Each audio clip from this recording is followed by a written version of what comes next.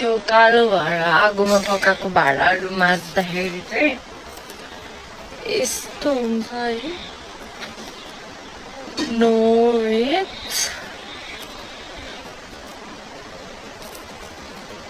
sunscreen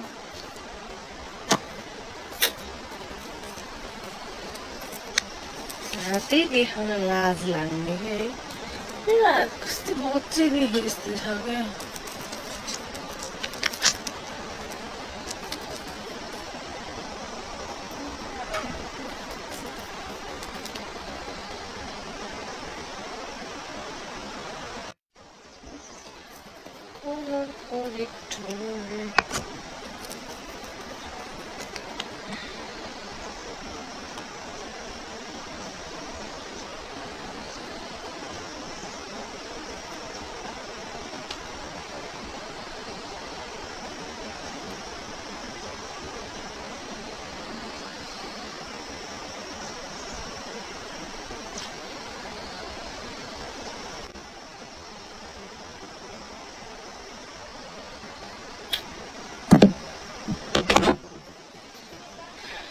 sponge के अरे blender चाहिँ मैले अलरेडी वेट गरिरहेको थिएँ कलर करेक्टर ब्याकग्राउन्ड नोइज अलिकति बेसी आयो भने इग्नोर है मैले त्यस्तो धेरै एडिट गर्दिनँ I don't have that much time to edit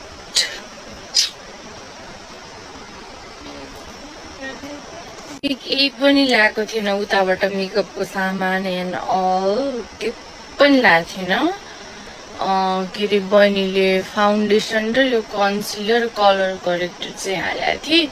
अनि चाहिँ अरू चाहिँ सबै मेरो दिदीको युज गरिरहेको छु होइन ब्लसहरू यताउता केही पनि ल्याएको छैन मैले अलिकति फाउन्डेसन त लाउनु पर्यो also my favorite foundation okay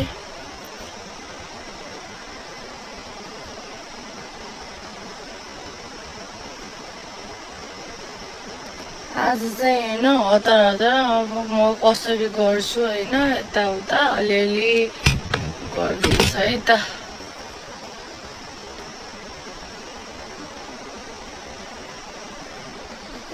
content नै बनाउन पाएको छैन I'm so sorry for that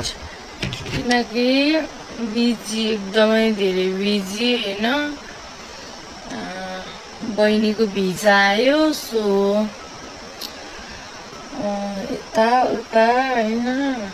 shopping यो त्यो है त्यस्तै भएर चाहिँ मैले मजाले content creator I mean content बनाउन पाएको छैन भिडियोजहरू बनाउन पाएको छैन अनि मेरो काम पनि गरेको छैन अनि चाहिँ त्यस्तो भइरहेछ अब चाहिँ back to my work